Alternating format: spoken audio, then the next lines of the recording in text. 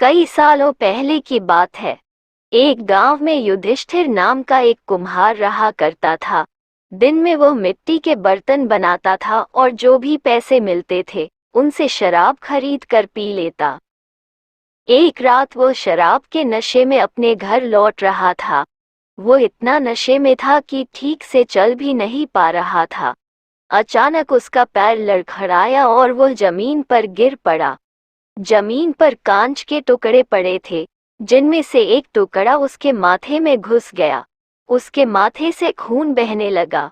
इसके बाद कुम्हार किसी तरह उठा और अपने घर की ओर चल दिया। अगले दिन जब उसे होश आया तो वह वैद्य के पास गया और पट्टी करवाकर दवाई ली।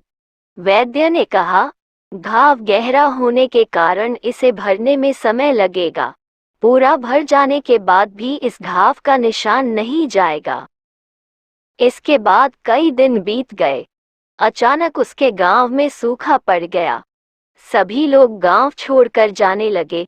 कुम्हार ने भी गांव छोड़कर जाने का फैसला किया और दूसरे देश की तरफ निकल गया।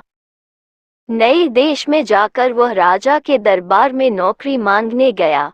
वहां राजा ने उसके माथे पर चोट का निशान देखा और सोचा, ये जरूर कोई पराक्रमी योद्धा होगा और दुश्मन से लड़ते समय इसके माथे पर चोट लगी होगी। ये सोचकर राजा ने उसे अपने दरबार में एक खास जगह दे दी और उस पर विशेष ध्यान देने लगे। ये देखकर राजा के दरबार में मौजूद राजकुमार, सेनापति और अन्य मंत्री उससे जलने लगे। ऐसा कई दिनों तक चलता रहा। एक दिन शत्रुओं ने राजा के महल पर हमला कर दिया। राजा ने अपनी पूरी सेना को युद्ध के लिए तैयार किया। उसने युधिष्ठिर से भी युद्ध में जाने के लिए कहा।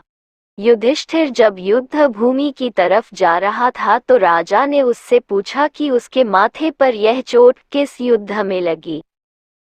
इस पर कुम्हार ने सोचा कि अब वह राजा का भरोसा जीत चुका है और अब अगर वह राजा को सच बता देगा तो कोई समस्या नहीं होगी।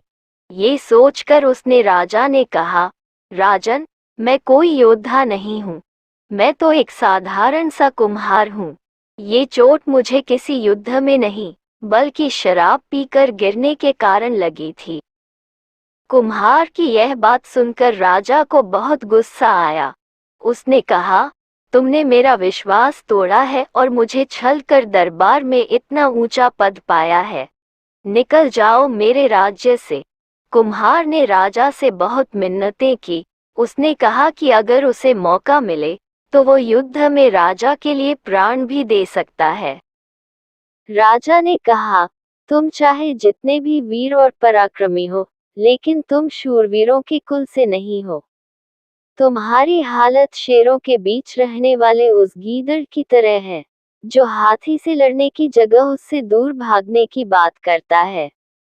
मैं तुम्हें जाने दे रहा हूँ, लेकिन अगर राजकुमारों को तुम्हारा राज पता चल गया तो वो तुम्हें मार डालेंगे।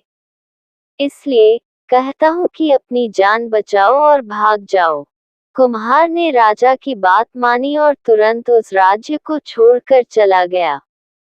कहानी से सीख। इस कहानी से यह सीख मिलती है कि इंसान की असलियत ज्यादा दिन तक छुप नहीं सकती। एक न एक दिन राज खुल ही जाता है।